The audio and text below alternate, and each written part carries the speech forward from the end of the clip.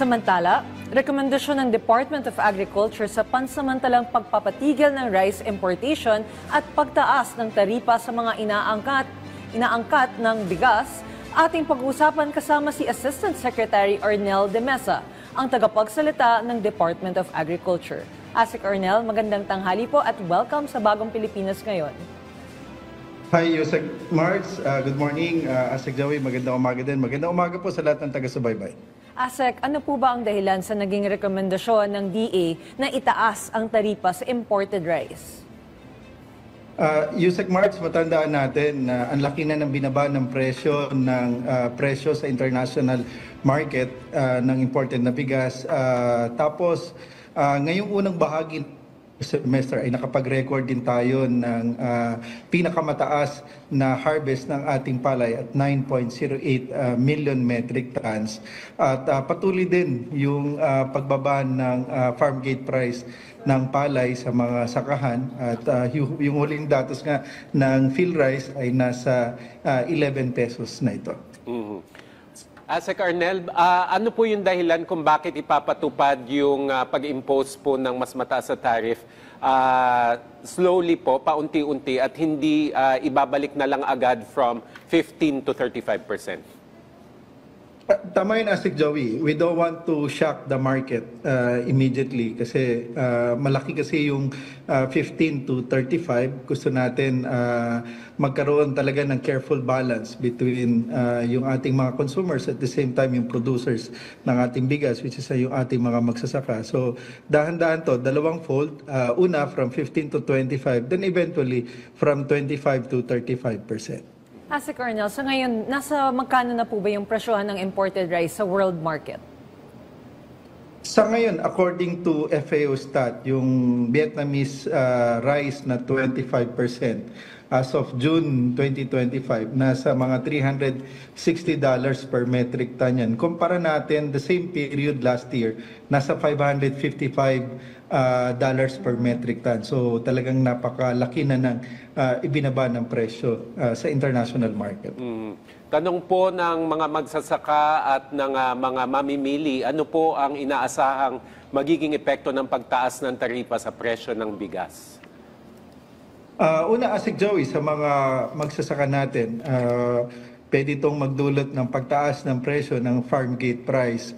Doon naman sa presyo ng bigas, hindi naman yan kagad mararamdaman dahil it will take some time bago makarating yung bigas na imported na mas mataas ang taripa sa ating bansa. While at the same time, inaasahan na rin natin, Asik Joey, yung harvest. So very important yung timing.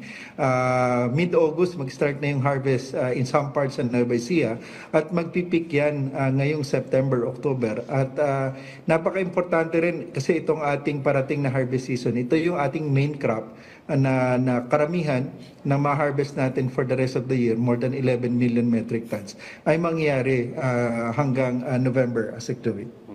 Sir, ano rin po ba ang inaasahang epekto nito para sa ating mga lokal na magsasaka? Kagaya nung nabanggit ko kanina, Yusek Margs, para sa ating mga magsasaka, definitely kapag ganitong medyo mataas ang taripa, ito'y hinihiling na rin nila na magkakos ng additional impact doon sa imported rice. Ang epekto nito is yung sa farm gate price ng ating mga magsaka na ngayon nga ay napakababa at dahil nga ngayon ay anihan, maapektuhan lalo yung pagbaba ng kanilang farm gate price. Kaya talagang nakikiusap sila sa ganitong punto, Yusek March. Asek Arnel, kasama po sa mga mungkahi ng DA yung pansamantalang paghinto ng rice importation. Mula kailan ito, mga ilang buwan ba ito, at ano yung magiging epekto ng paghinto ng importation ng bigas? Kung tingnan natin, Asik Joey, sa yung batas ng nag-amenda ng Agricultural Tarification Act at ilang portion ng RTL, yung Republic Act 12078, kapag masyadong marami yung pumapasok na bigas sa ating bansa at mataas din ang lokal na produksyon na nagdudulot ng sobrang pagbaba ng presyo, lalo na sa palay, sa bigas, ang ating Pangulo ay may kapangyarihan na pansamantalang itigil ang importasyon ng bigas for a limited time period. Ang suggestion dito ni Secretary Kiko ng DA ay mga 45 to 60 days, can start September. Yun nga, timing dahil harvest season. Kung titingnan natin yung datos, buwan ng Abril at Mayo, Abril may pumasok na almost 500,000 metric tons. Ang Mayo may pumasok na more than 500,000 metric tons. Masyado mataas to kumpara doon sa regular na pumapasok sa ating bansa na mga 300 to 350,000 metric tons. At yung kabuuan ng imported na bigas na pumasok from January to July ay nasa 2.5 million metric tons na. Sir, kung ihihinto po yung pag-import ng bigas, ano po ba yung guarantee po natin na magiging sapat naman po yung supply ng bigas mula sa local farmers natin?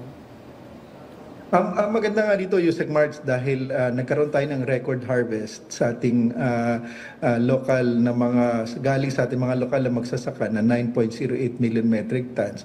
Plus yung malaki rin yung ating importation, plus ang taas din ng stock ng NFA ngayon, nasa 16% yan. Ayon na rin sa huling datos ng PSA.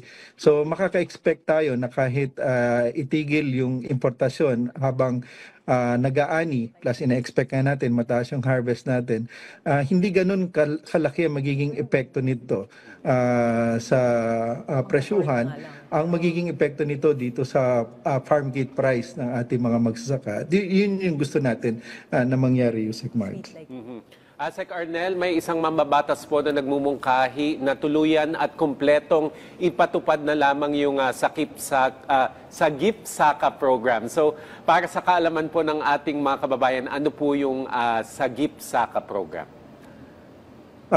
Napakagandang batas nito, Asik Joey. Itong Sagip Saka Act ay naglalayon na yung ating mga national and local institution ay pwedeng bumili directly sa ating mga magsasaka ng kanilang mga pangangailangan, lalo na ng mga agricultural goods. Halimbawa, kailangan nila ng bigas, mga gulay, kung karne o kung ano pa man, they can procure directly. At sinasaad din ng nasabing batas na pwede ito na negotiated procurement or yung community participation para mas mabilis ang pag-procure at hindi dadaan pa doon sa napakahirap na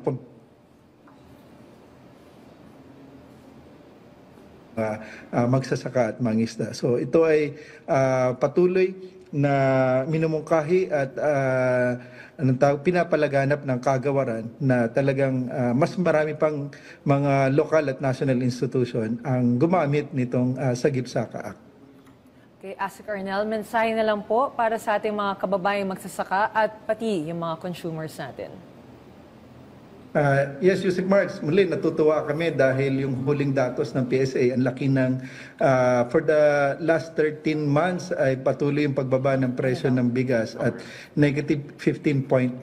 So makakaasa po kayo ng tuloy-tuloy na mga interventions galing po sa ating kalihim at sa paggabay po ng ating Pangulo para po sa kapakanan ng ating mga magsasaka, mangisda at ng consuming public in general. Muli po, magandang tanghali at maraming salamat po. At maraming salamat po sa inyong oras. Assistant Secretary Arnel de Mesa, ang tagapagsalita ng Department of Agriculture.